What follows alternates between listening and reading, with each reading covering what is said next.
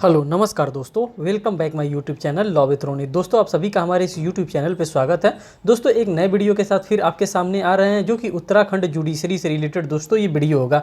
दोस्तों इस वीडियो में हम बात करने वाले हैं जनरल स्टडीज़ के जो पेपर आते हैं हमारे उत्तराखंड जुडिशरी के एग्जामिनेशन में, तो उसी जनरल स्टडीज़ के पेपर को हम यहाँ पे एनालिसिस करेंगे। जो कि आपको मैं यहाँ पे बता देना चाहता हूँ कि जो जनरल स्टडीज़ का जो पेपर आता है इसमें मात्र 50 क्वेश्चन पूछे जाते हैं जब हम उत्तराखंड जुडिशरी का एग्जामिनेशन देने जाते हैं, और लॉ के जो हमारे क्वेश्चन पूछे जाते हैं वो 150 क्वेश्चन पूछे जाते हैं। मीन्स कि अगर दोनों को देखा जाए तो 50 हमारे पास जनरल स्टडीज़ के क्वेश्चन हो जाते हैं प्लस 150 हमारे पास लॉ के क्वेश्चन हो जाते हैं। मीन्स कि टोटल हमारे पास 200 क्वेश्चन हो जाते हैं, और यही पेपर का पैटर्न भी है। इसी पैटर्न पे हमारा उत्तराखंड जुडिशरी का एग्जामिनेशन कंडक्ट करवाया जाता है। दोस्तों उसी को ध्यान में रखते हुए 2002 का जो प्रीवियस ईयर पेपर हुआ था उसी पेपर को हम यहाँ पे आपके सामने लेकर के आ रहे हैं, और इस पेपर के माध्यम से हम आपको बताएंगे कि कौन कौन सा क्वेश्चन जो उस समय 2002 में पूछा गया था जनरल स्टडीज से रिलेटेड, उन सभी क्वेश्चन को हम यहाँ पे रखेंगे। और साथ ही साथ हम 2002 के पेपर को एनालिसिस करेंगे, और 2020 में भी जो इनका पेपर हुआ था, 2022 में भी जो इनका पेपर हुआ था उसको भी हम एनालिसिस करेंगे, और देखेंगे कि उस टाइम क्या जनरल स्टडीज़ के क्वेश्चन पूछे जाते थे और इस टाइम क्या जनरल स्टडीज़ के क्वेश्चन पूछे जा रहे हैं। तो दोस्तों बिना देर किए हम इसको स्टार्ट करते हैं। दोस्तों आपके इन्फॉर्मेशन के लिए मैं आपसे बता देना चाहता हूं कि मैंने लॉ का जो पेपर होता है उसको ऑलरेडी मैंने अपने इसी यूट्यूब चैनल पे करा रखा है। आप चाहते हैं कि उत्तराखंड जुडिशरी को आप टारगेट कर रहे हैं तो आप उसको भी देख सकते हैं, जो कि मैंने लॉ का जो 150 क्वेश्चन वाला है सेट उसको मैंने ऑलरेडी करार दिया। आज मैं आपके सामने जनरल स्टडीज़ का लेकर के आया हूँ। देखिए यहाँ पे पहले उत्तरांचल के नाम से हुआ करता था, जो उत्तराखंड हमारा था ये अभी हाल ही में इसको उत्तराखंड बनाया गया है, लेकिन पहले ये उत्तरांचल सिविल जज प्रारंभिक परीक्षा 2002 का ये हुआ करता था। मीन्स कि 2002 में ये हुआ था। इसका नाम पहले क्या था? उत्तरांचल था। उत्तराखंड का नाम उत्तरांचल था। अब ये किस चीज़ की बात करता है? सामान्य ज्ञान के पेपर एवं विधि के पेपर। तो विधि का पेपर मैंने आपको ऑलरेडी बता दिया कि मैंने उसको करा दिया है। आपने अगर उसको नहीं वॉच किया तो आप उसको वॉच कर सकते हैं। साथ साथ आज मैं आपके सामने सामान्य ज्ञान मीन्स की जो जनरल स्टडीज जो जनरल नॉलेज का पेपर है इसी को लेकर के आ रहा हूँ। देखिए दोस्तों इसमें पहले क्वेश्चन कहाँ पूछता है? राष्ट्रीय एवं अंतर्राष्ट्रीय सामान्य ज्ञान से क्वेश्चन पूछता है। जो नॉर्मल क्वेश्चन पूछा जाता है उत्तराखंड जुडिशरी में, जो हमारे जीएस के पोर्शन में है, जो हमारे जनरल स्टडीज़ में रखा गया है, ये कहाँ से रखा गया है? कौन से टॉपिक से रखा गया? तो दोस्तों ये राष्ट्रीय एवं अंतर्राष्ट्रीय जो नेशनल और इंटरनेशनल करंट अफेयर्स होते हैं, उसी नेशनल और इंटरनेशनल करंट अफेयर्स के बारे में यहाँ पे हमसे क्वेश्चन बनता है। जो यहाँ पे दोस्तों देखिए जो फर्स्ट क्वेश्चन बन रहा है हमारा इंटरनेशनल लॉ से, वो निम्नलिखित में से अंतर्राष्ट्रीय शांति और सुरक्षा बनाए रखना का प्राथमिक उत्तरदायित्व तो किसका है? तो भाई जाहिर सी बात है कि अगर अंतर्राष्ट्रीय लेवल की हम बात करते हैं, हम अगर यूएनओ की बात करते हैं, यूनाइटेड नेशंस ऑर्गेनाइजेशन की, तो यूनाइटेड नेशन ऑर्गेनाइजेशन में दोस्तों आप सभी लोगों को पता है कि 6 उसके जो होते हैं वो मुख्य ऑर्गन्स उसके बताए गए हैं, जिसमें से क्या आता है? महासचिव आता है, सुरक्षा परिषद आता है, अंतर्राष्ट्रीय न्यायालय आता है, महासभा आता है। तो इन सभी चीज़ों के बारे में वहाँ पे क्या किया गया है? बताया गया है। कहाँ पे? यूएनओ में। हम बात कर रहे हैं यूएनओ की, क्योंकि ये जो हमारा प्रश्न बन रहा है ये यूएनओ से ही बन रहा है, यूनाइटेड नेशंस ऑर्गेनाइजेशन में, जिसमें इस समय वर्तमान में 193 देश उसके सदस्य हैं। किसके? दोस्तों यूएनओ के 193 देश सदस्य हैं, और ये विश्व का बहुत बड़ा संगठन है यूएनओ, यूनाइटेड नेशन ऑर्गेनाइजेशन के नाम से इसको हम लोग जानते हैं। और यहीं से क्वेश्चन पूछ रहा है निम्नलिखित में से अंतर्राष्ट्रीय शांति और सुरक्षा बनाए रखने का प्राथमिक उत्तरदायित्व तो किसका है? तो दोस्तों आप सभी लोगों को पता है कि अगर सुरक्षा की बात आ रही है तो यहाँ पे सुरक्षा से रिलेटेड आपके पास ऑप्शन बी वाला ही है, तो यही हमारा करेक्ट आंसर मार्क किया जाएगा। सुरक्षा परिषद जो ही होता है यही क्या करता है?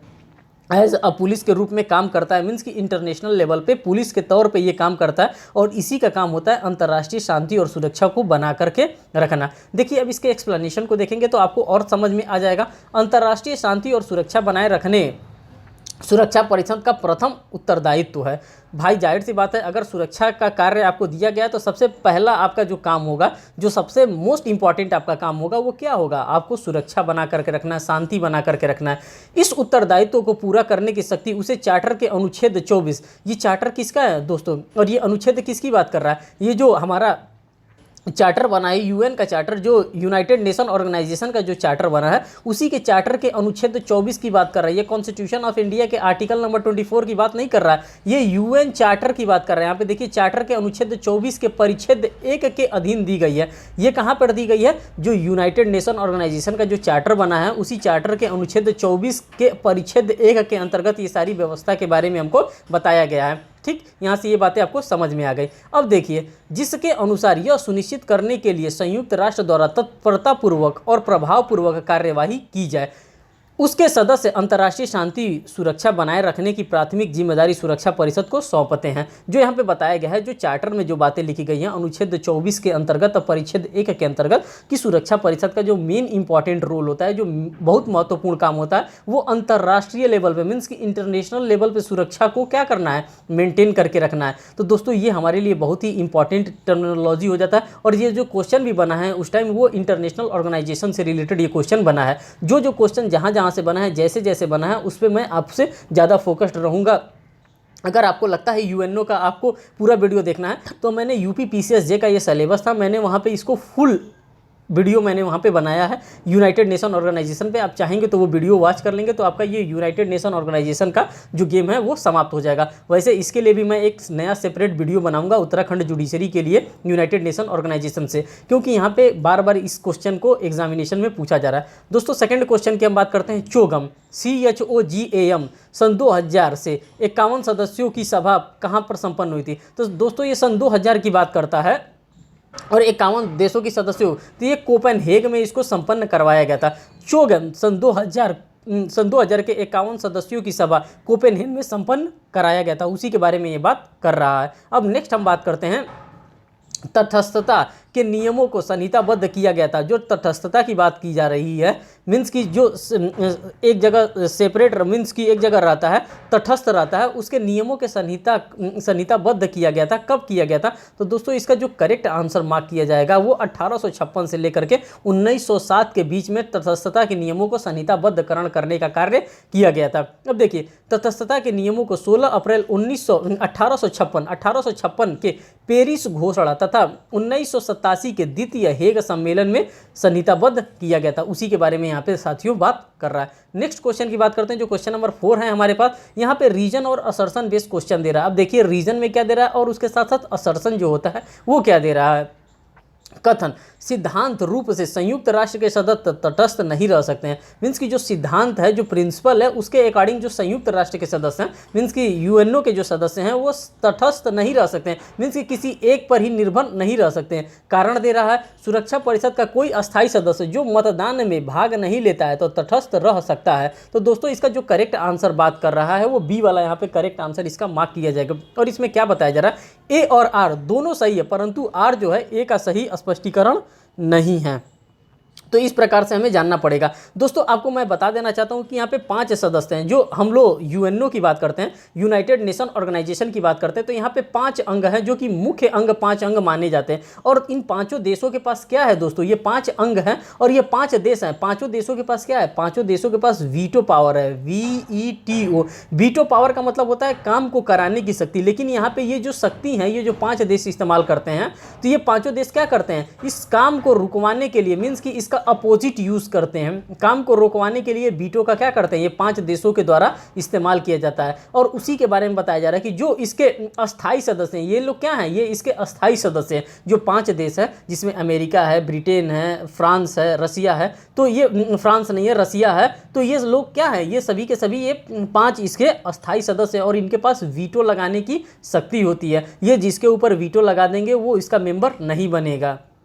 जब आप इसका डिटेल लेक्चर देखेंगे तो आपको और आसानी से ये बातें समझ में आ जाएंगी। ठीक, अब बात करते हैं क्वेश्चन नंबर 5 की। हम बात करते हैं सूची 1 को सूची 2 के साथ सुमेलित कीजिए तथा सूचियों के नीचे दिए कूट की सहायता से उत्तर को चुनना है। तो अब देखिए बिना टाइम बर्बाद किए हम यहाँ पे देखते हैं कि कौन सा इसका करेक्ट आंसर यहाँ पे मार्क किया जाएगा। तो दोस्तों इसका बी वाला करेक्ट आंसर मार्क किया जाएगा। प्रथम पृथ्वी सम्मेलन कब हुआ था, 1992 में हुआ था। ब्राजील के रियो डी जेनेरियो नामक शहर में हुआ था। जो प्रथम पृथ्वी सम्मेलन हुआ था वो रियो डी जेनेरियो में हुआ था। और कहाँ पे हुआ था, पृथ्वी सम्मेलन हुआ था। मानव पर्यावरण का संरक्षण और सुधार का सम्मेलन स्टॉकहोम में 1972 में, द्वितीय पृथ्वी सम्मेलन सन 2002 में तथा क्वेटो नवाचार 1997 में सम्मेलन किया गया था। उसी सम्मेलन के बारे में बात कर रहा है, जो पृथ्वी को बचाने के लिए जो ओजोन गैस आ रहा है, जो ओजोन हमारे पृथ्वी को परेशान कर रहा है, मीन्स कि उसको दूषित कर रहा है, उसी से बचाने के लिए सभी चीज़ों को करवाया गया था। ये हमारा जो है पर्यावरण से रिलेटेड ये हमारा क्वेश्चन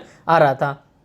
अब साथियों बात करते हैं अंतर्राष्ट्रीय न्यायालय के न्यायाधीश के बारे में। जो इंटरनेशनल कोर्ट ऑफ जस्टिस होता है उसके न्यायाधीशों के बारे में बात करते हैं। दोस्तों सबसे पहले तो आपको ये बता देता हूं कि जो इंटरनेशनल कोर्ट ऑफ जस्टिस है इसका जो मुख्यालय है वो द हेग में सिचुएटेड है।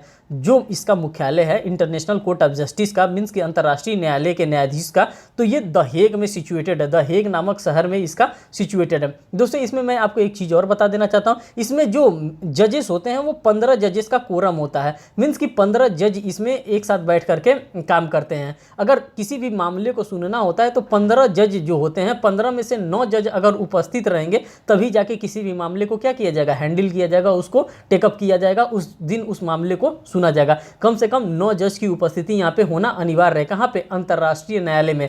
दूसरी बात यहाँ पे दोस्तों बता देना चाहता हूँ आपको कि आज तक भारत से यहाँ पे 4 जजेस गए हैं। कहाँ पे? इंटरनेशनल कोर्ट ऑफ जस्टिस में भारत के आज तक 4 जजेस गए हैं। एक साथ कोई जजेस नहीं गया, सब कोई अलग अलग पीरियड पे गए हैं। जो अभी इस समय वर्तमान में गए हैं वो दलवीर सिंह गए हैं अभी इंटरनेशनल कोर्ट ऑफ जस्टिस में। 2017 में वो चुन करके गए हैं। अगर एक बार कोई भी चला जाता है इंटरनेशनल कोर्ट ऑफ जस्टिस में जज बन के तो वो 9 साल तक वहाँ पे कार्यरत रह सकता है। मीन्स कि एक बार अगर अपॉइंटमेंट आपका हो गया इंटरनेशनल कोर्ट ऑफ जस्टिस में तो आप 9 साल तक वहाँ पे जज के रूप में कार्य कर सकते हैं। इतना बेसिक इन्फॉर्मेशन था जो क्वेश्चन नंबर 6 से था, वो सारा मैंने आपको यहाँ पे दे दिया। अब बात करते हैं अंतर्राष्ट्रीय न्यायालय के न्यायाधीश। अब यहाँ पे क्या कह रहा है, जो इसका करेक्ट आंसर होगा, महासभा और सुरक्षा परिषद के द्वारा निर्वाचित किए जाते हैं। ये भी हमारे लिए इंपॉर्टेंट क्वेश्चन हो जाता है। जितना मैंने आपको टर्मिनोलॉजी बताया वो सभी के सभी आपके लिए एज अ क्वेश्चन आपसे एग्जामिनेशन में पूछा जा सकता है। इसीलिए मैंने सारी बातों को आपको बता दिया कि उसका मुख्यालय कहाँ पे है, भारत से अभी कौन दलवीर भंडारी जी को यहाँ पे नियुक्त करके भेजा गया है, कितने कोरम होते हैं, सारी चीज़ों को मैंने बता दिया। वो आपके लिए एक एक क्वेश्चन हो जा रहा है। और यहाँ पे बात कर रहा है अंतर्राष्ट्रीय, मीन्स की महासभा और सुरक्षा परिषद के द्वारा निर्वाचित किए जाते हैं लोगों को ही वहाँ पे क्या बनाया जाता है, जज बनाया जाता है। अब इसके एक्सप्लेनेशन को देखिए। अंतर्राष्ट्रीय न्याय की संविधि के अनुच्छेद 8 में कहा गया कि न्यायालय के न्यायाधीश महासभा तथा सुरक्षा परिषद द्वारा स्वतंत्र रूप से चुने जाते हैं। इनको चुनने का काम कौन करती है साथियों? तो इनको चुनने का काम महासभा के द्वारा किया जाता है और साथ ही साथ सुरक्षा परिषद के द्वारा इन जजों को चुनने का कार्य किया जाता है। क्वेश्चन नंबर 7 की बात करते हैं। रुवांडा के अंतर्राष्ट्रीय दंड अधिकरण का गठन हुआ था। ये कब हुआ था साथियों? तो दोस्तों जब इसका गठन हुआ था तो वो ए वाला इसका करेक्ट आंसर है। महासभा के संकल्प पर, जब महासभा के द्वारा एक संकल्प पत्र जारी किया गया था, उसी संकल्प पत्र के बाद इसका क्या किया गया था, गठन किया गया था। अब इसके एक्सप्लेनेशन को देखिए। रवांडा के अंतर्राष्ट्रीय दंड अधिकरण का गठन संयुक्त राष्ट्र संघ के महासभा द्वारा पारित किए गए संकल्प के आधार पर हुआ था और उसी के बारे में ये बात कह रहा है यहाँ पे। ठीक, अब हम बात करते हैं क्वेश्चन नंबर 8 की। दोस्तों क्वेश्चन नंबर 8 में यहाँ पे देखिए क्या दे रहा है। कोई राज्य केवल मान्यता से ही अंतर्राष्ट्रीय व्यक्ति और बनता है।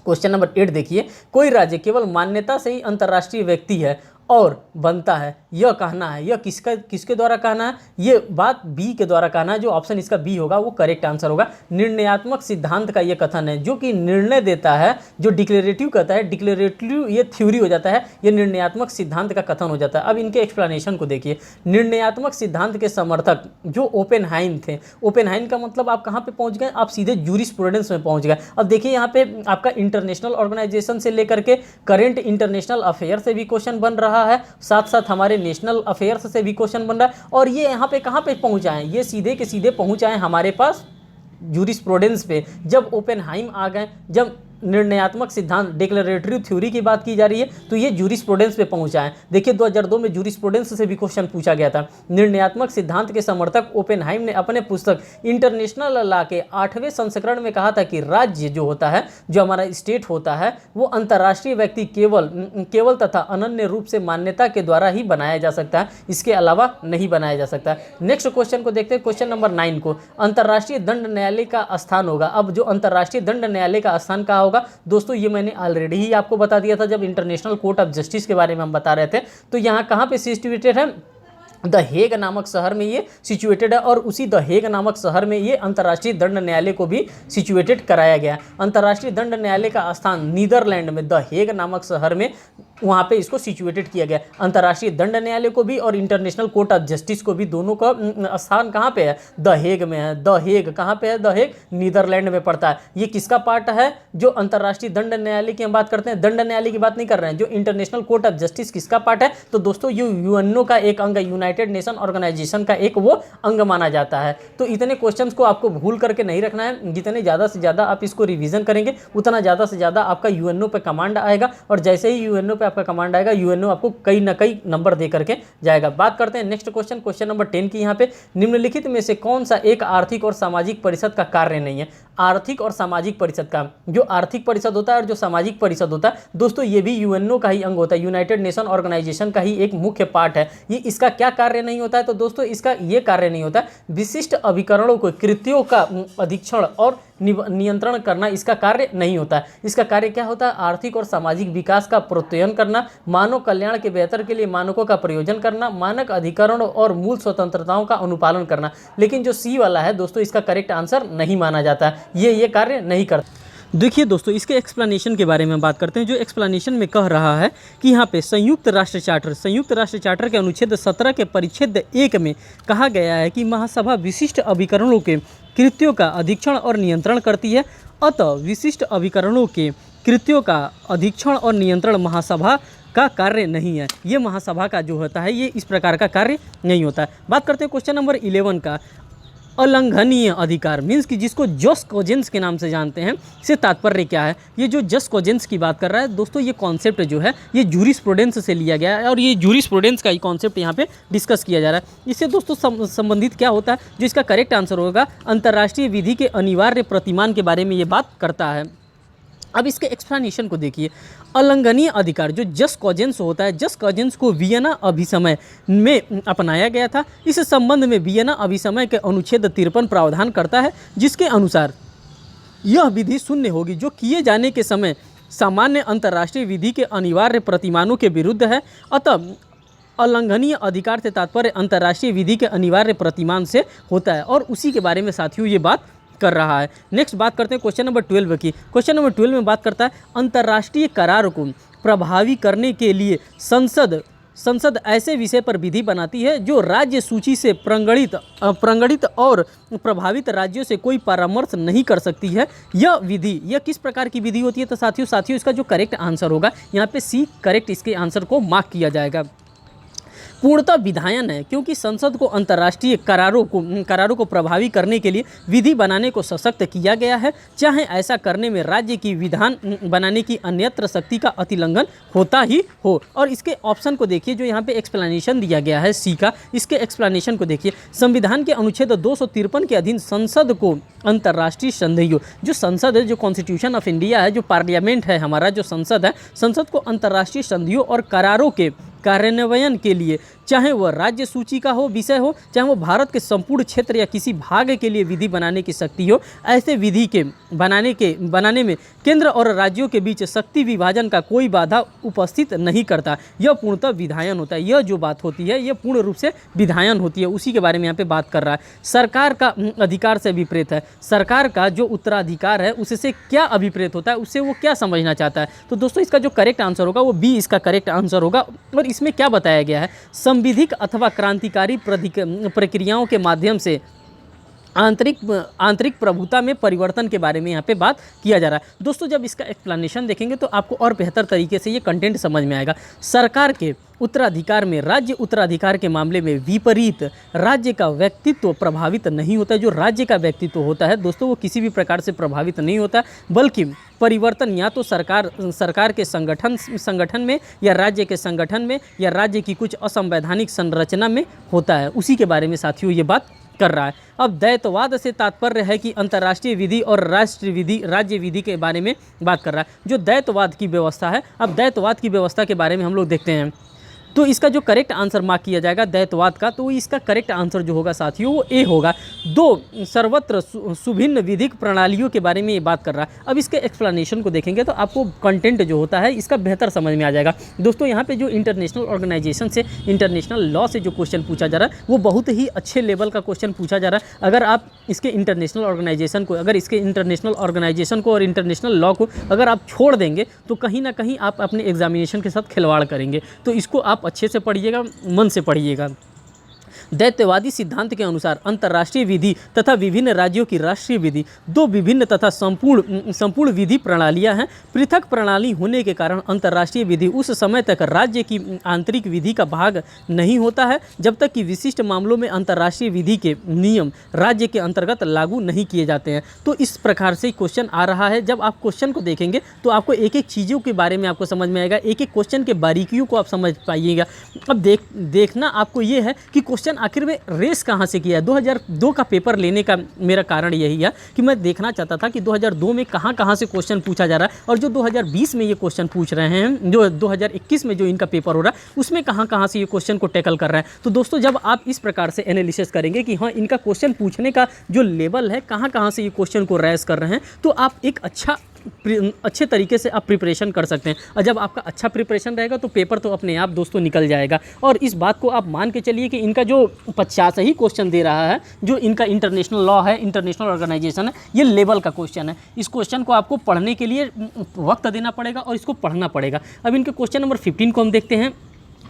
इस तथ्य के होते हुए भी कि वीटो, देखिए वीटो के बारे में मैंने आपको पहले ही बताया था ना कि 5 देश हैं जिनके पास वीटो लगाने की पावर होती है। और ये किसके पास होता है? ये यूएनओ में बात होता है। यूएनओ यूनाइटेड नेशन ऑर्गेनाइजेशन की बात होती है। यहीं पे 5 देश हैं और इन 5 देशों के पास वीटो लगाने की शक्ति के बारे में मैंने आपको बताया था। तो देखिए इस तथ्य के होते हुए भी वीटो सभी सदस्यों को प्रभु समता के सिद्धांत से असंगत है। वीटो की शक्ति संयुक्त राष्ट्र के अस्थायी सदस्यों में निहित की गई है। मीन्स कि यहाँ पे 193 देश मेंबर हैं इसके, किसके? यूएनओ के 193 देश मेंबर हैं, लेकिन उसमें गिने चुने मात्र 5 देशों के पास ही वीटो लगाने की शक्ति है। अब आप सोच सकते होंगे कि ये शक्तियाँ कितनी महाशक्ति हैं कि 193 देश होने के बाद भी सिर्फ और सिर्फ 5 देशों के पास ही वीटो लगाने की शक्ति है, मीन्स कि ना करने की शक्ति है। तो ये किस किस देशों के पास है दोस्तों? तो वो चीज़ को जब मैं बताऊंगा, जब नेक्स्ट सेशन लेकर के आऊँगा, जब मैं अपना यूएनओ के बारे में आपको बताऊंगा,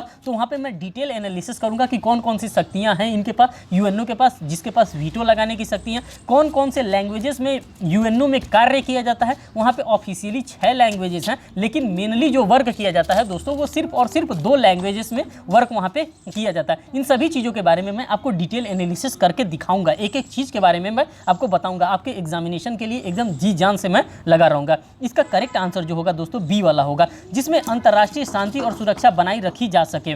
देखिए इसलिए इन लोगों के पास वीटो पावर होता है, जिससे कि वो अंतर्राष्ट्रीय शांति को और सुरक्षा को वो क्या कर सकते हैं, बना करके रख सकते हैं, बरकरार करके रख सकते हैं। देखिए निषेधाधिकार की शक्ति, वीटो पावर अस्थायी सदस्यों को सद्भावना में दी गई, मीन्स कि गुड फेथ में दिया गया। दोस्तों अगर हम गुड फेथ की बात करते हैं तो गुड फेथ हमको कहाँ देखने के लिए मिलता है? जब हम दोस्तों इंडियन पीनल कोड देखते हैं तो वहाँ पे सेक्शन नंबर 52 में गुड फेथ के बारे में डिफाइन किया गया, ड्यू केयर एंड अटेंशन के बारे में बताया गया, ड्यू केयर एंड कॉशन के बारे में बताया गया, वही गुड फेथ के बारे में बताया गया। मीन्स कि सद्भावना में दी गई है। इन लोगों को जो वीटो लगाने की शक्ति दी गई है वो सद्भावना के साथ दी गई है, क्योंकि चार्टर के निर्माताओं ने यह सोचा था कि अंतर्राष्ट्रीय शांति और सुरक्षा बनाए रखने के लिए सभी महाशक्तियों का सहयोग आवश्यक है। जितने भी महाशक्ति वाले देश हैं उनकी सहयोग की आवश्यकता है। उन्होंने आशा भी की थी कि महाशक्तियाँ जो युद्ध में संगठित थी शांति के समय भी संगठित बनी रहेंगी। इसीलिए उन लोगों के पास क्या दिया गया, उनको वीटो लगाने की शक्ति दी गई थी, और उसी के बारे में यहाँ पे बात किया जा रहा है साथियों। अब हम बात करते हैं नेक्स्ट क्वेश्चन नंबर 16 की। दोस्तों एक एक क्वेश्चन को मैं यहाँ पे खोल कर रख रहा हूँ, एक एक चीज़ को मैं आपको बताने का कोशिश कर रहा हूँ। दोस्तों अगर जहाँ पे आपको न समझ में आए आप हमारे कमेंट सेक्शन में जरूर कमेंट करके बताइए, मैं वहाँ पे वो भी क्लियर कर। क्वेश्चन नंबर 16 की हम साथियों यहाँ पे बात करते हैं मानवाधिकारों की सार्वभौमिक घोषणा, जो कि डिक्लेरेशन हुआ था मानवाधिकारों की 1948 को अंगीकृत किया गया था। तो कब किया गया था दोस्तों? तो ये महासभा के द्वारा अंगीकृत किया गया था। अब देखिए इसके एक्सप्लेनेशन को देखिए। मानवाधिकारों की सार्वभौमिक घोषणा 10 दिसंबर 1948 को महासभा ने 48 राज्यों के मतों से इसे स्वीकार किया था, तब इसकी बात कर रहा है। क्वेश्चन नंबर 17 की हम बात करते हैं साथियों। यहाँ पे अंतर्राष्ट्रीय न्यायालयों के न्यायाधीशों की पदावधि कितनी होती है? तो दोस्तों मैंने आपको ऑलरेडी ही बता दिया था जब ICJ के बारे में बता रहा था, इंटरनेशनल कोर्ट ऑफ जस्टिस की। तो इसमें 9 वर्ष का कार्यकाल होता है। अगर एक जज यहाँ से नियुक्त करके कहीं किसी देश से चला गया तो वो कार्यकाल उसका 9 वर्ष का होता है। दोस्तों इसी प्रकार के क्वेश्चन पूछे जाते हैं। मैं यूएनओ का सेशन आपके लिए जरूर से लेकर के आऊँगा, क्योंकि यूएनओ से आपके लिए लगातार यहाँ पे क्वेश्चन बन रहा है। अंतर्राष्ट्रीय न्यायालय के संविधि के अनुच्छेद 13 के परिच्छेद 1 में कहा गया है कि अंतर्राष्ट्रीय न्यायालय के 9 सदस्य जो न्यायालय के सदस्य 9 वर्ष के लिए निर्वाचित किए जाएंगे और उन्हें पुनः निर्वाचित किया जा सकेगा। और ये भी कंडीशन है कि 9 साल के लिए एक बार निर्वाचित हो गए तो उनको क्या किया जा सकता है, अगर उनका री इलेक्शन हो सकता है तो उनका री इलेक्शन भी किया जा सकता है। लेकिन एक देश से सिर्फ एक बार ही एक व्यक्ति जा सकता है इंटरनेशनल कोर्ट ऑफ जस्टिस में। बात समझ में आपको आ रही है? मीन्स कि अगर इस समय दलबीर भंडारी जी गए हैं हमारे इंटरनेशनल कोर्ट ऑफ जस्टिस में, तो भारत से कोई दूसरा 9 साल तक कोई भी इंटरनेशनल कोर्ट ऑफ जस्टिस में नहीं जा सकता है। बात समझ में आ गई आप लोगों को? क्वेश्चन नंबर 18 को देखिए, निम्नलिखित संगठनों में से कौन सा बच्चों के कल्याण से सीधे संबंधित है? अब कौन सा यहाँ पे है जो कि बच्चों के कल्याण से सीधे संबंधित है? तो दोस्तों आप सभी को पता है यूनिसेफ के बारे में, और यूनिसेफ क्या होता है? ये बच्चों के कल्याण से संबंधित होता है। क्वेश्चन नंबर 19 की हम बात करते हैं।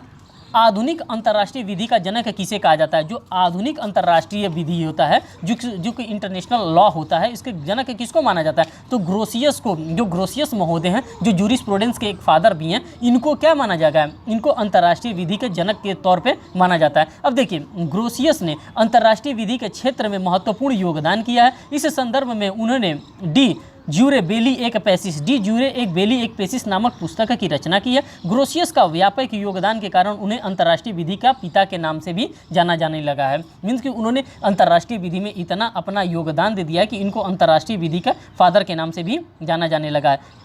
ठीक, बात करते हैं क्वेश्चन नंबर 20 की। साथियों यहाँ पे क्वेश्चन नंबर 20 देखिए, यह किसने कहा था कि अंतर्राष्ट्रीय विधि शास्त्र का लुप्त प्राय बिंदु है? ये बात किसके द्वारा कहा गया था कि जो अंतर्राष्ट्रीय विधि है, जो हमारा इंटरनेशनल लॉ है, वो विधि की एक लुप्त प्राय बिंदु है? तो दोस्तों ये बात कहने वाले हॉलैंड महोदय हैं। हॉलैंड महोदय के द्वारा ये सारी बातों को कहा गया। देखिए दोस्तों, यहाँ पे जूरिस्प्रूडेंस से और इंटरनेशनल ऑर्गेनाइजेशन से, और इंटरनेशनल ऑर्गेनाइजेशन में खास करके यूएनओ से भर भर के क्वेश्चन पूछे जा रहे हैं, जो कि हमारे एग्जामिनेशन के लिए बहुत ही इंपॉर्टेंट है। अगर यहाँ से 50 नंबर का भी क्वेश्चन आ रहा है, 50 में अगर हम 40 नंबर गेन कर लेते हैं तो हम लॉ में कहीं और अच्छा गेन कर सकते हैं। और आप लोगों को मैंने पहले ही दिखा दिया है कि जो 2021 का इनका पेपर हुआ था, जनरल का कट ऑफ किया गया था, जो कि 168 नंबर ही गया था। और आपको इस बार फाइट में, अगर आप एग्जामिनेशन दे रहे हैं, अगर आप फॉर्म फिल कर रहे हैं, तो इस बार आपके लिए 3 पोस्ट बढ़ा के रखे आई हैं। 2021 में पेपर हुआ था, उसमें मात्र और मात्र 13 ही पोस्ट आया था। 13 पोस्ट के लिए वैकेंसी निकाली गई, लेकिन इस बार 16 पोस्ट के लिए वैकेंसी निकाली गई। तो जिनको जो डिजर्विंग कैंडिडेट है, जिनको लगता है कि नहीं मुझे उत्तराखंड देना है, तो उनको अच्छी तरह से प्रिपरेशन करना होगा। खास करके ये जो इनका जीएस का पेपर है, जो इनका जनरल स्टडीज़ का पेपर है, जिसमें 50 क्वेश्चन पूछे जा रहे हैं, ये 50 के 50 क्वेश्चन इनके लेवल के हो रहे हैं साथियों। तो आपको इस पर ध्यान देना है। अब हॉलैंड ने अंतर्राष्ट्रीय विधि को विधि शास्त्र का लुप्त प्राय बिंदु माना है। उनके अनुसार अंतर्राष्ट्रीय विधि विधि शास्त्र का अंग नहीं है। इन्होंने माना है कि जो अंतर्राष्ट्रीय विधि है, विधि शास्त्र का अंग नहीं माना है, क्योंकि अंतर्राष्ट्रीय विधि विधि शास्त्र में परस्पर समानांतर है, और उसी कारण वे दोनों ही एक दूसरे से विशिष्ट एवं पृथक माने जाते हैं। अब नेक्स्ट क्वेश्चन नंबर 21 को देखिए, निम्नलिखित में से कौन अंतर्राष्ट्रीय न्यायालय का सदस्य था? अब अंतर्राष्ट्रीय न्यायालय का सदस्य कौन था? तो डॉक्टर नागेंद्र सिंह। ये डॉक्टर नागेंद्र सिंह कौन है दोस्तों? ये डॉक्टर नागेंद्र सिंह वो व्यक्ति हैं जो कि इंडिया से गए थे, और इंडिया से ये क्या गए थे? ये इंटरनेशनल कोर्ट ऑफ जस्टिस में एक जज बन करके डॉक्टर नागेंद्र सिंह गए थे। आज तक मैंने बताया ना कि आपको 4 लोग हमारे इंटरनेशनल कोर्ट ऑफ जस्टिस में गए हैं, तो उसमें डॉक्टर नागेंद्र सिंह भी वहाँ पे गए हैं, और ये दोस्तों उसमें अध्यक्ष भी रह चुके हैं। देखिए, जो 15 लोग बनते हैं, जो इंटरनेशनल कोर्ट ऑफ जस्टिस में जो जजेस बनते हैं 15 में भी एक पोस्ट होता है अध्यक्ष का, और एक पोस्ट होता है उपाध्यक्ष का। तो ये जो डॉक्टर नागेंद्र सिंह हैं, ये 15 में भी एक पोस्ट बनाए थे। कौन से पोस्ट को बनाए थे? इन्होंने अध्यक्ष पद पे भी इन्होंने सुशोभित किया है, इंडिया को इन्होंने रिप्रेजेंट किया है। तो आपको पता होना चाहिए, सर बेनेगल राव जो सबसे पहले गए थे, सर BN राव, मैं नाम आपको कई बार बता रहा हूँ, sir BN Rao, sir Benegal Narasimha Rao, जो हमारे first International Court of Justice में जो जज थे, वो गए थे, इंडिया से गए थे। फिर उसके बाद से 3 लोग और गए, जिसमें अभी एक नागेंद्र सिंह गए हैं, अभी एक दलबीर भंडारी साहब गए, और एक लोग और गए हैं, उनका अभी नाम हमारे दिमाग में नहीं आ रहा, लेकिन 4 लोग के द्वारा आज तक इंटरनेशनल कोर्ट ऑफ जस्टिस में गए हैं भारत से। तो ये बात यहाँ पे आपको समझ में आ गई। अब क्वेश्चन नंबर 22 की हम बात करते हैं। संयुक्त राष्ट्र का प्रथम महासचिव था, जो संयुक्त राष्ट्र का प्रथम महासचिव था वो कौन थे? वो ट्रिगवे ली महोदय थे, जो संयुक्त राष्ट्र के प्रथम महासचिव थे। तो ये इनका बस आपको नाम लर्न करके रखना है, ट्रिगवे ली जी का। क्वेश्चन नंबर 23 की हम बात करते हैं। संयुक्त राष्ट्र दिवस प्रत्येक वर्ष कब मनाया जाता है? तो साथियों आप सभी को पता होगा कि 24 अक्टूबर को ही संयुक्त राष्ट्र दिवस की मनाया जाता है, क्योंकि 24 अक्टूबर 1945 को ही संयुक्त राष्ट्र की स्थापना के बारे में बताया गया। क्वेश्चन नंबर 24 को देखिए। संयुक्त राष्ट्र की महासभा ने मानव अधिकारों की सार्वभौमिक घोषणा को अंगीकृत किया था। तो कब किया था दोस्तों? तो ये 10 दिसंबर 1948 को मीन्स की मानवाधिकार की सार्वभौमिक घोषणा को अंगीकार किया था, उसी के बारे में यहाँ पे बताया रहा है। यहाँ पे देखिए क्वेश्चन नंबर 25 की बात करते हैं। न्यायालय के अंतर्राष्ट्रीय न्यायालय में कितने जजेस होते हैं? तो दोस्तों आप सभी लोगों को पता होता है कि मैंने 15 जजेस के बारे में बताया है। 15 जजेस यहाँ पे टोटल होते हैं, उसमें एक अध्यक्ष होते हैं और एक उपाध्यक्ष होते हैं और 13 अन्य सदस्य होते हैं। और टोटल मेंबर की अगर बात करते हैं तो टोटल यहाँ पे 15 होते हैं, अध्यक्ष को लेकर के और उपाध्यक्ष को लेकर के यहाँ पे टोटल 15 होते हैं। अगर इस प्रकार से बाइफर्केशन करके पूछ रहा है, अगर ऑप्शन में इस तरह से दे रहा है, एक अध्यक्ष होते हैं, एक उपाध्यक्ष होते हैं और 13 अन्य सदस्य होते हैं, तो जो हमारा एप्रोप्रिएट आंसर होगा दोस्तों यहाँ पे वो ए वाला ही करेक्ट आंसर यहाँ पे हमारा एप्रोप्रिएट आंसर होगा अकॉर्डिंग टू क्वेश्चन। अब इसके एक्सप्लेनेशन को साथियों आप देखिए। अंतर्राष्ट्रीय न्यायालय की संविधि के अनुच्छेद के परिच्छेद 1 के अनुसार न्यायालय में कुल 15 न्यायाधीश होते हैं। मैंने बार बार आपसे कहा है कि इंटरनेशनल कोर्ट ऑफ जस्टिस में, जिसका मुख्यालय द हेग में सिचुएटेड है, इसमें कुल 15 जजेस होते हैं तथा न्यायालय इन्हीं में से 3 वर्ष की अवधि के लिए अपने अध्यक्ष और उपाध्यक्ष का चुनाव करता है, जिसमें डॉक्टर नागेंद्र सिंह भी क्या थे? अध्यक्ष के पद पर सुशोभित हुए थे। कहाँ पे? इंटरनेशनल कोर्ट ऑफ जस्टिस में। ठीक, बात करते हैं नेक्स्ट क्वेश्चन। क्वेश्चन नंबर 26 में निम्नलिखित में से कौन सा तटस्थीय राज्य है? तो दोस्तों इसमें ऑस्ट्रिया जो है वो तटस्थीय राज्य के रूप में उसको देखा जाता है। क्वेश्चन नंबर 27 की हम बात करते हैं। अंतर्राष्ट्रीय न्यायालय की गणपूर्ति है। तो दोस्तों आप सभी लोगों को पता है, ये ऑलरेडी मैंने आपको बता दिया कि गणपूर्ति कितना होता है। कोरम की जो बात होती है वो 9 जजेस रहेंगे तभी किसी केस को टेकअप किया जाएगा, तभी किसी केस को लिया जाएगा। यहाँ पे 9 जजेस का जो होता है वो कोरम की बात की जा रही है। अब देखिए इसके एक्सप्लेनेशन को। अंतर्राष्ट्रीय न्यायालय की संविधि के अनुच्छेद 25 के परिच्छेद 3 में न्यायालय की गणपूर्ति के लिए 9 न्यायाधीशों की संख्या को निर्धारित किया गया। ये हमारे लिए इंपॉर्टेंट हो जाता है। इंटरनेशनल कोर्ट ऑफ जस्टिस से एक क्वेश्चन हमारे लिए इंपॉर्टेंट हो जाता है। बात करते हैं क्वेश्चन नंबर 28 की। निम्नांकित की स्थापना का क्रम बताइए। अब जो ये स्थापित किया गया इसका क्रम बताइए। तो दोस्तों इसका जो क्रम है वो बी वाला ही करेक्ट माना जाए। पहले अंतर्राष्ट्रीय श्रम संगठन बना था, फिर हमारे पास से न्यूरम्बर्ग में सैनिक अधिकरण को बनाया गया था, फिर उसके बाद से जो हमारा 4th वाला है अंतर्राष्ट्रीय न्यायालय बनाया गया था, फिर उसके बाद से पूर्व यूगोस्लाविया के लिए अंतर्राष्ट्रीय गठन युद्ध का आपराधिक अधिकरण बनाया गया था। मीन्स की जो ट्रिब्यूनल होते हैं उसी ट्रिब्यूनल को यहाँ पे बनाने का कार्य किया गया था। अब क्वेश्चन नंबर 29 को हम देखते हैं। अंतर्राष्ट्रीय दंड न्यायालय के संविधि में उल्लिखित सारभांग मीन्स की कोर के बारे में बताया जा रहा है, अपराधों की संख्या के बारे में बताया जा रहा है। तो इसका जो करेक्ट आंसर मार्क किया जाएगा वो 4 के बारे में यहाँ पे बताया जा रहा है। ठीक, अब हम इसके नेक्स्ट क्वेश्चन देखते हैं। अब हमारे पास जो नेक्स्ट क्वेश्चन आ जाता है वो अंतर्राष्ट्रीय घटना और भारतीय संविधान से मीन्स की कॉन्स्टिट्यूशन ऑफ इंडिया से रिलेटेड क्वेश्चन पूछे जाते हैं, और जो राष्ट्रीय घटना जो नेशनल हमारे करंट अफेयर हैं, जो राष्ट्रीय घटना हो रही हैं, इनसे हमारे क्वेश्चन पूछे जा रहे हैं। तो क्वेश्चन नंबर 30 में देखिए क्या पूछा जा रहा है। राष्ट्रपति का पद ग्रहण करने पर राष्ट्रपति डॉक्टर APJ अब्दुल कलाम ने सर्वप्रथम अध्यादेश बिना हस्ताक्षर के लौटा दिया था। यह कौन सा संविधि था? तो दोस्तों ये जो संविधि था उच्च न्यायालय द्वारा सुझाए गए चुनाव सुधारों से ये संबंधित था। इसी को उनके द्वारा क्या किया गया था? डॉक्टर APJ अब्दुल कलाम के द्वारा लौटा दिया गया था। इसके एक्सप्लेनेशन को देखते हैं। राष्ट्रपति डॉक्टर APJ अब्दुल कलाम ने राष्ट्रपति का पद ग्रहण करने के बाद जिस अध्यादेश को सर्वप्रथम वापस कर दिया था वो अध्यादेश संबंधित था उच्च न्यायालय द्वारा सुझाए गए चुनाव सुधारों में, जिसमें उच्च न्यायालय के निर्वाचन आयोग को यह निर्देश दिया गया था कि आपराधिक पृष्ठभूमि एवं संपत्ति संबंधी जानकारी नामांकन के समय ही ले लिए जाने चाहिए, और उसी से ये रिलेटेड था। बात करते हैं क्वेश्चन नंबर 31 की साथियों। यहाँ पे कॉन्स्टिट्यूशन भी भर के पूछ रहा है। मानव अधिकारों की सार्वभौमिक घोषणा के अधिकतर अधिकार सम्मिलित हैं। तो दोस्तों ये कहाँ पे सम्मिलित है? हमारे संविधान के भाग 3 में और भाग 4 में सम्मिलित हैं। तो ये बात आपको याद करके रखना पड़ेगा, जिसको हम लोग भाग 3 को मैग्ना कार्टा के नाम से भी जानते हैं, और ये हमारा मैग्ना कार्टा है, और भाग 4 को हम लोग DPSP के नाम से भी जानते हैं, जिसमें directive principle of state policies इसको हम लोग कहते हैं। और जो भाग 3 है इसको मैग्ना कार्टा आपका ये या फंडामेंटल राइट का ये, जो कि हमारे कॉन्स्टिट्यूशन ऑफ इंडिया में इसको प्रोवाइड कराया गया है। भारतीय संविधान के भाग 3 और भाग 4 में मानव अधिकारों की सार्वभौमिक घोषणा के अधिकतर मीन्स की अधिकतर जो अधिकार होते हैं उनको शामिल करने का यहाँ पे प्रयास किया गया है। नेक्स्ट क्वेश्चन देखते हैं, सूची 1 को सूची 2 के साथ सुमेलित करने के लिए कहा गया है। अब देखिए, एसआर बोम्मई बनाम भारत संघ का मामला किससे संबंधित है? पीवी नरसिम्हा राव बनाम का मामला संबंधित किससे है? एसडीएम जबलपुर बनाम शिवकांत शुक्ला का मामला किससे संबंधित है? और लिली थॉमस बनाम भारत संघ का मामला किससे संबंधित है? तो दोस्तों ये सभी केस हमारे लिए इंपॉर्टेंट होते हैं। अब इसके एक्सप्लेनेशन को आप देखेंगे तो आपको अच्छे से समझ में आ जाएगा। देखिए, एसआर बोम्मई बनाम भारत संघ का मामला है जो दोस्तों, वो धारा हमारा जो आर्टिकल है कॉन्स्टिट्यूशन ऑफ इंडिया का 356 से संबंधित है।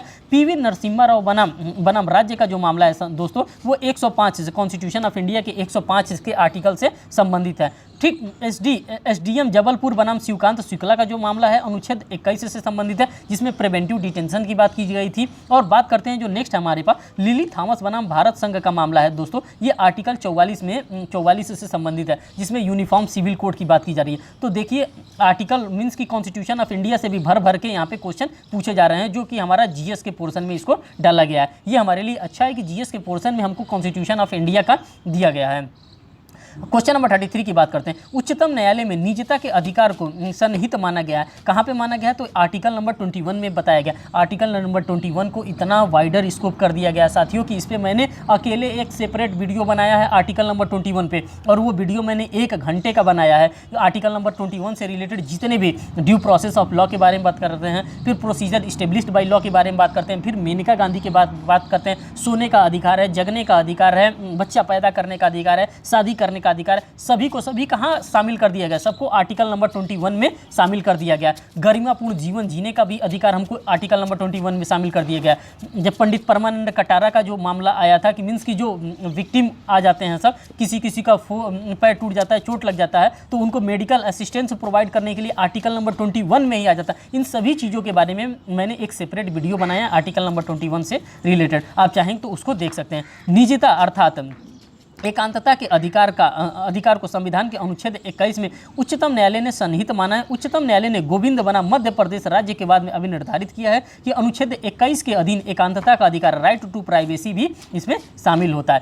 क्वेश्चन नंबर 34 की हम बात करते हैं। हमारी संसद में सूचना प्रौद्योगिकी अधिनियम सन 2000 को कब से डाला गया? तो दोस्तों सी वाला हमारा करेक्ट आंसर होगा। उच्चतम न्यायालय के निर्देश पर अधिनियमित किया गया है। भारतीय संसद ने सूचना और प्रौद्योगिकी अधिनियम, जो आईटी एक्ट आया था, इंफॉर्मेशन टेक्नोलॉजी एक्ट आया था सन 2000 का, उसको उच्चतम न्यायालय के निर्देश के अधिनियमित किया गया था। ठीक, बात करते हैं नेक्स्ट क्वेश्चन नंबर 35 की। संविधान के आधारभूत ढांचे का सिद्धांत प्रतिपादित किया गया था। तो दोस्तों आप सभी लोगों को पता होगा कि आधारभूत ढांचे की अगर हम बात करते हैं, जब हम बेसिक स्ट्रक्चर की बात करते हैं, तो केशवानंदा भारती के केस को हम लोग कैसे भूल सकते हैं? Kesavananda Bharati versus state of Kerala, जो 24 अप्रैल 1973 को इनका मामला सॉर्ट आउट किया गया था, और उसी दिन हमारे देश में दूसरा भी बड़ा काम हुआ था, मास्टर ब्लास्टर सचिन तेंदुलकर जी का जन्म भी हुआ था। तो आप इससे भी लर्न कर सकते हैं केशवानंदा भारती जी के जजमेंट को कि 24 अप्रैल 1973 को इनका जन्म हुआ था सचिन तेंदुलकर जी का, और उसके बाद से ये 24 अप्रैल 1973 को केशवानंदा भारती का जन्म वो भी आया था, जजमेंट भी आया था। तो जो हमारे लिए इंपॉर्टेंट है एज अ लॉ स्टूडेंट, हमारे लिए ये केशवानंदा भारती जी का जजमेंट इंपॉर्टेंट है, क्योंकि इसमें बेसिक स्ट्रक्चर के बारे में बात कर दिया गया था। और बेसिक स्ट्रक्चर में क्या बात बताया गया था? बेसिक स्ट्रक्चर में ये बात बताया गया था सुप्रीम कोर्ट ऑफ इंडिया के द्वारा कि आप कॉन्स्टिट्यूशन ऑफ इंडिया में मीन्स की पार्लियामेंट, आपके पास ताकत है, आप पूरे कॉन्स्टिट्यूशन ऑफ इंडिया को चेंज कर दीजिए, बिल्कुल चेंज कर दीजिए, लेकिन बेसिक स्ट्रक्चर को हिलना नहीं चाहिए। जो कॉन्स्टिट्यूशन ऑफ इंडिया का बेसिक स्ट्रक्चर है, आप बेसिक स्ट्रक्चर को आप छेड़छाड़ नहीं करेंगे। तो पार्लियामेंट ने कहा कि साहब हमको बेसिक स्ट्रक्चर बता दीजिए कि बेसिक स्ट्रक्चर क्या है कॉन्स्टिट्यूशन ऑफ इंडिया का। तो सुप्रीम कोर्ट ने कहा कि अभी हम नहीं बताएंगे, जब समय आएगा तो हम बताएंगे कि basic structure constitution of India का क्या है। और यही जजमेंट पास किया गया था किसके द्वारा? केशवानंदा भारती बनाम स्टेट ऑफ केरला के माध्यम से। ठीक, अब ये वाली बात आप लोगों ने। फिर नेक्स्ट क्वेश्चन यहाँ पर हम देखते हैं क्वेश्चन नंबर 36 को। भारत के राष्ट्रपति का निर्वाचन किया जाता है। अब दोस्तों किसके द्वारा निर्वाचन किया जाता है? तो इसका जो करेक्ट आंसर होगा वो बी होगा, दूसरे वाले में और तीसरे वाले से द्वारा। लोकसभा और राज्यसभा के निर्वाचित सदस्यों के द्वारा किया जाता है। जो निर्वाचित सदस्य होते हैं, जो मनोनीत सदस्य होते हैं, उनको नहीं लिया जाता है, निर्वाचित सदस्यों द्वारा। और दिल्ली राष्ट्रीय राजधानी क्षेत्र और पुडुचेरी संघ राज्य क्षेत्र के विधानसभाओं द्वारा सहित सभी राज्य के विधानसभाओं के निर्वाचित सदस्यों के द्वारा क्या किया जाता है? इनका चुनाव में भाग लिया जाता है। तो यही हमारे लिए इंपॉर्टेंट हो जाता है। संविधान के अनुच्छेद 54 में कहा गया है कि राष्ट्रपति का निर्वाचन ऐसे निर्वाचक गण करेंगे, जिसमें संसद के दोनों सदनों के निर्वाचन सदस्य तथा राज्य के विधानसभाओं के निर्वाचन सदस्य होंगे। 70वें संविधान संशोधन अधिनियम 1992 के द्वारा अनुच्छेद 54 में, अनुच्छेद 55 में एक नई व्यवस्था जोड़कर यह कहा गया कि राज्य जो स्टेट शब्द है के अंतर्गत राष्ट्रीय राजधानी क्षेत्र दिल्ली एवं संघ शासित क्षेत्र पुडुचेरी भी आता है। अतः कथन 2 और 3 यहाँ पे सही मार्क किया गया। क्वेश्चन नंबर 37 की हम बात करते हैं साथियों, कॉन्स्टिट्यूशन ऑफ इंडिया से रिलेटेड ये भी हमारा क्वेश्चन आ रहा है। निम्नलिखित में से कौन सा संयोजन सही सुमेलित मीन्स की संयोजन सही सुमेलित है। यहाँ पे चारों ऑप्शन दिया, इसमें से कौन किसको सही सुमेलित माना जा रहा है। यहाँ पे उच्चतम न्यायालय में सलाहकारी अधिकारिता की बात कर रहा है, तो ये बिल्कुल नहीं है। 136 में सलाहकारी के बारे में बात किया ही नहीं जा रहा है। ठीक है, उच्चतम न्यायालय में विशेष इजाजत से अपील की बात करता है, तो ये भी नहीं होता है। केवल मूल अधिकारों में परिवर्तन का अधिकार, तो ये आर्टिकल नंबर 32। यहाँ पे देखिए निम्नलिखित में से कौन सा संयोजन सही सुमेलित है, तो जो हमारा करेक्ट आंसर होगा दोस्तों वो सी वाला ही हमारा करेक्ट आंसर होगा। आर्टिकल नंबर 32 की बात कर रहा है। राज्यपाल के अध्यादेश के बारे में 123 में बताया गया नहीं है, वो तो यहाँ पे राज्यपाल की जगह पे यहाँ पे प्रेसिडेंट के अध्यादेश के बारे में बताया गया। अब इसके एक्सप्लेनेशन को देखिए। संविधान के अनुच्छेद 32 क्लॉज 1 में नागरिकों को संविधान के भाग 3 द्वारा प्रदत्त अधिकारों को प्रवर्तित कराने के लिए उच्च न्यायालयों को समुचित कार्यवाही द्वारा प्रचलित करने के अधिकार की गारंटी करता है। यहाँ पे क्या करता है, गारंटी देता है।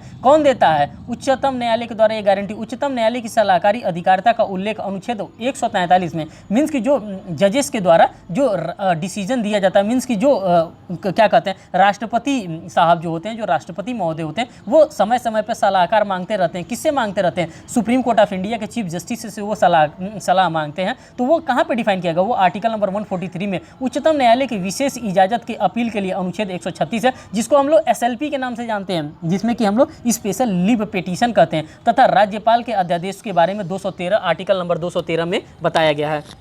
तो आपको देख करके ये समझ में आ गया कि कहाँ से क्वेश्चन आपको एग्जामिनेशन में पूछ रहा है। बात करते हैं क्वेश्चन नंबर 38 में।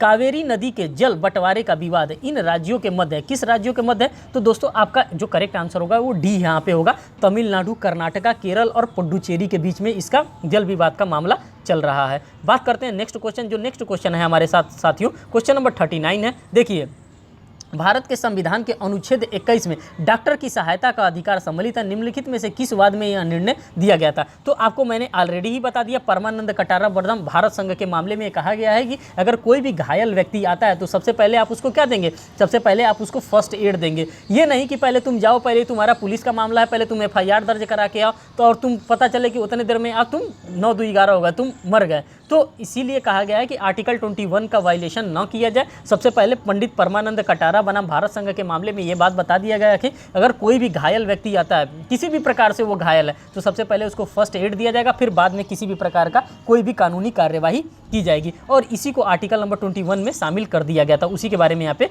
बताया गया। क्वेश्चन नंबर 40 की हम बात करते हैं। निम्नांकित वादों में से किस वाद में भविष्य लक्ष्य विनिर्माण का सिद्धांत को अपनाया गया, तो दोस्तों आप सभी को पता है कि IC गोलकनाथ बनाम पंजाब राज्य के मामले में ये बात को अपनाया गया था। अब इसके एक्सप्लेनेशन को देखिए। गोलकनाथ बनाम पंजाब राज्य के वाद में उच्चतम न्यायालय के मुख्य न्यायाधीश, जो मुख्य न्यायाधीश हैं, कभी कभी आंसर में पूछ देता है कि ये मुख्य न्यायाधीश उस समय कौन थे, तो सुब्बा राव ने कहा था कि संविधान में मूल अधिकारों को नैसर्गिक स्थान प्रदान किया गया है और उन्हें संसद से परे रखा गया है। उन्होंने इस वाद में भविष्य लक्ष्य प्रभाव के सिद्धांत को लागू किया, जिसके अनुसार निर्णय का प्रभाव केवल भविष्य लक्ष्य ही होगा। उसी के बारे में यहाँ पे बताने का कोशिश किया गया। क्वेश्चन नंबर 41 की हम बात करते हैं। भारत के संविधान के निम्नांकित अनुच्छेदों में से कौन सा भारत के निर्वाचन आयोग को निर्वाचन के अधीक्षण, निर्देशों और नियंत्रण की शक्ति प्रदान करता है, तो ये कौन करता है, आर्टिकल नंबर 324 के अंतर्गत ये प्रदान किया जा रहा है। इसके एक्सप्लेनेशन को देखिए।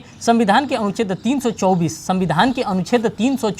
324 के अंतर्गत निर्वाचन को निरीक्षक, निर्देश और नियंत्रण करने के लिए निर्वाचन आयोग की स्थापना की गई है। फिर बात करते हैं क्वेश्चन नंबर 43। विज्ञापन एक वाणिज्यिक वाक है, यह निर्णित किया गया था, तो किसमें किया गया था, हमदर्द दवाखाना बनाम भारत संघ का एक मामला आया था। विज्ञापन से रिलेटेड मामले को यहाँ पे डील किया गया था कि क्या किस प्रकार का विज्ञापन किया जा सकता है, किस प्रकार का एडवर्टाइजमेंट किया जा सकता है। तो हमदर्द दवाखाना बनाम भारत संघ के बाद में उच्चतम न्यायालय ने यह विचार व्यक्त किया गया था कि विज्ञापन भी किसी भी प्रकार का अभिव्यक्ति की एक साधन साधन होता है। जैसे कि हम किसी चीज़ को बताना चाहते हैं तो हम उस पर एडवर्टाइजमेंट कर देते हैं, तो वो भी क्या हो जाता है, एक प्रकार का हमारा अभिव्यक्ति का साधन हो जाता है ना। हम अपनी बात को किसी दूसरे तक पहुंचाना चाहते हैं, वो बात उस तक पहुंच जाती है कि नहीं, उसी के बारे में बताया जा रहा है। किंतु विज्ञापन पारिवारिक प्रकृति के हैं, तो उन्हें देश के सामान्य कर विधि से मुक्त नहीं मिलेगा और सरकार उन्हें यथोचित कर लगा सकती है। मीन्स की कहा गया है कि किसी भी प्रकार का आप एडवर्टाइजमेंट कर रहे हैं, वो आप सुधार के लिए, समाज को सुधार करने के लिए आप किसी प्रकार का एडवर्टाइजमेंट कर रहे हैं, समाज में किसी अच्छी चीज़ों के बारे में, तो आपको ये नहीं है कि आपको कर से मुक्ति दे दी जाएगी, बिल्कुल ऐसा नहीं है, आपसे कर लिया जाएगा। क्वेश्चन नंबर 43 की बात करते हैं। भारत में राष्ट्रीय मानवाधिकार आयोग की स्थापना की गई थी, अब कब किया गया था, तो 27 दिसंबर 1993 को इसकी स्थापना की गई थी। अब इसके एक्सप्लेनेशन को देखिए। भारत में मानवाधिकार के संरक्षण के लिए 27 से 28 दिसंबर 1993 को राष्ट्रपति द्वारा प्रख्यापित अध्यादेश के माध्यम से भारत के राष्ट्रीय मानवाधिकार की स्थापना की गई थी। अब हमारे पास क्वेश्चन नंबर 44 आ जा रहा है। इसमें भारत में प्रत्येक वर्ष विधि दिवस मनाया जाता है, तो साथियों आप सभी को पता है कि वो 26 नवंबर को ही मनाया जाता है, क्योंकि इसी दिन हमारा संविधान बन करके तैयार हुआ और इसी को लॉ डे के रूप में हम लोग प्रत्येक वर्ष मनाते हैं। भारत के प्रत्येक वर्ष 26 नवंबर 1949 को विधि दिवस मनाया जाता है, क्योंकि 26 नवंबर 1949 को भारत के संविधान को अंगीकृत किया गया था। बात करते हैं क्वेश्चन नंबर 45 की। यहाँ पे साथियों, निम्नांकित में से कौन सा तृतीय पीढ़ी का मानव अधिकार है। अब किसको तृतीय पीढ़ी का मानव अधिकार माना जाता है, विकास का जो अधिकार होता है इसको तृतीय पीढ़ी का मानव अधिकार माना जाता है। क्वेश्चन नंबर 46 की बात करते हैं। उच्चतम न्यायालय के न्यायाधीश की नियुक्ति में वरीयता दी जाती है, तो दोस्तों आप सभी को पता हो जाता है कि भारत के मुख्य न्यायाधीश की राय को वहाँ पर वरीयता दी जाती है, क्योंकि हमारा जब भी राष्ट्रपति की नियुक्ति की जाती है तो वो कैसे की जाती है, तो वो कोलेजियम सिस्टम के द्वारा की जाती है। और कोलेजियम में क्या होता है, कोलेजियम में मुख्य न्यायाधीश होते हैं और उनके साथ अतिरिक्त 4 जजेस होते हैं, और जो वरिष्ठ जज होता है उन्हीं को ही यहाँ पे मुख्य न्यायाधीश बनाया जाता है। दोस्तों हमारा आया था 99वां संविधान संशोधन, जो कि 2014 में आया था NJAC के नाम से। NJAC मीन्स की नेशनल जजेस अपॉइंटमेंट कमेटी आया था कि अब इस प्रकार से ही जजेस को अपॉइंट किया गया था, लेकिन सुप्रीम कोर्ट ऑफ इंडिया ने इसको खारिज कर दिया, इस संविधान संशोधन को ही हटा दिया। कहा कि ये जो NJAC आप ले करके आ रहे हैं ये असंवैधानिक है और इस प्रकार से किसी भी जजेस की नियुक्ति नहीं हो सकती। तो आपसे कभी कभी NJAC से भी क्वेश्चन पूछ सकता है कि 99वां संविधान संशोधन किससे संबंधित है, तो आपको यहाँ पे लर्न होना चाहिए कि नेशनल जजेस अपॉइंटमेंट कमेटी से वो संबंधित था। अब इसके एक्सप्लेनेशन को देख लीजिए। संविधान के अनुच्छेद 124 सब क्लॉज 3 में कहा गया है कि उच्चतम न्यायालय के न्यायाधीशों की नियुक्ति राष्ट्रपति सर्वदा मुख्य न्यायाधीश से परामर्श करके ही कर सकते हैं। बात करते हैं क्वेश्चन नंबर 47 की। परमादेश रीट प्रवर्तन के लिए निर्गत किया जा सकता है। अब क्या निर्गत किया जा सकता है, अज्ञापन कर्तव्य को यहाँ पे निर्गत किया जा सकता है। भारतीय संविधान के अनुच्छेद 32 और 226 के अंतर्गत परमादेश रीट को लोक अधिकारी को उसके ऊपर विधि द्वारा अधिरोपित कर्तव्य पालन के लिए बाध्य लगाने के लिए यहाँ पर किया जा सकता है। आर्टिकल 32 की हम बात करते हैं तो direct supreme court of India आप जा सकते हैं, और आर्टिकल नंबर 226 की साथियों अगर हम बात करते हैं तो डायरेक्ट आपका कोई भी फंडामेंटल राइट का अगर वायलेशन होता है तो आप अपना रिट यहाँ पे लागू करा सकते हैं 226 के अकॉर्डिंग। अब क्वेश्चन नंबर 48 की बात करते हैं। दोस्तों ये reason and assertion based question पूछा जा रहा है। अनुच्छेद 21 विधि की समयक प्रक्रिया की अवधारणा को अभिव्यक्त सहमति करता है। कारण यहाँ पे दिया, विधि की समयक प्रक्रिया स्वतंत्रता का लक्षण है। तो दोस्तों इसका जो करेक्ट आंसर है वो बी वाला यहाँ पे करेक्ट आंसर होगा। ए और आर दोनों सही है, परंतु आर जो है ए का सही स्पष्टीकरण नहीं है। क्वेश्चन नंबर 49 की बात करते हैं। मंत्रिपरिषद सामूहिक रूप से उत्तरदायी होता है। तो सभी लोगों को पता है दोस्तों, लोकसभा के प्रति जो मंत्रिपरिषद होता है वो लोकसभा के प्रति सामूहिक रूप से उत्तरदायी होता है। संविधान के अनुच्छेद 72 सब क्लॉज 3 के अनुसार मंत्रिपरिषद लोकसभा के प्रति सामूहिक रूप से उत्तरदायी होता है। क्वेश्चन लास्ट क्वेश्चन जो है हमारा उत्तराखंड जुडिशरी के लिए है, जो कि जीएस के पोर्शन में पूछा जाता है। तो ये लास्ट क्वेश्चन है। लोकसभा के अध्यक्ष के दल बदल के आधार पर अनर्हता मीन्स की जो डिस्क्वालिफिकेशन किया जाता है कि प्रश्न का निर्धारण किया जाता है तो लोकसभा द्वारा निर्वाचित सदस्य के द्वारा ये किया जाता है। तो दोस्तों ये रहा आज का 50 क्वेश्चन। ये सेशन को मैंने कंप्लीट किया। दोस्तों आप इस वीडियो को वॉच करिएगा और बताइएगा कि आपको ये वीडियो कैसा लगा। अगर आपको लगता है कि इससे रिलेटेड किसी भी प्रकार का वीडियो चाहिए तो आप हमारे कमेंट सेक्शन में कमेंट करके ज़रूर बताइएगा। मैं आपके लिए टाइम निकाल करके उस टॉपिक पे वीडियो बनाने का ज़रूर प्रयास करूँगा। दोस्तों अगर आप हमारे चैनल पर नए हैं तो चैनल को ज़रूर सब्सक्राइब करिएगा, वीडियो को लाइक करिएगा और बेल बटन दबाना तो बिल्कुल ना भूलिएगा, जिससे कोई भी लेटेस्ट अपडेट मैं लेकर के आता हूँ इससे रिलेटेड, उत्तराखंड जुडिशरी से रिलेटेड, बिहार PCS से रिलेटेड, और साथ साथ मैं जो मेन एग्जामिनेशन के लिए जो मैं प्रिपरेशन करा रहा हूँ UP PCSJ के लिए, उससे रिलेटेड अगर कोई भी अपडेट होगा तो आपको आसानी से मिल जाए। बहुत बहुत धन्यवाद दोस्तों।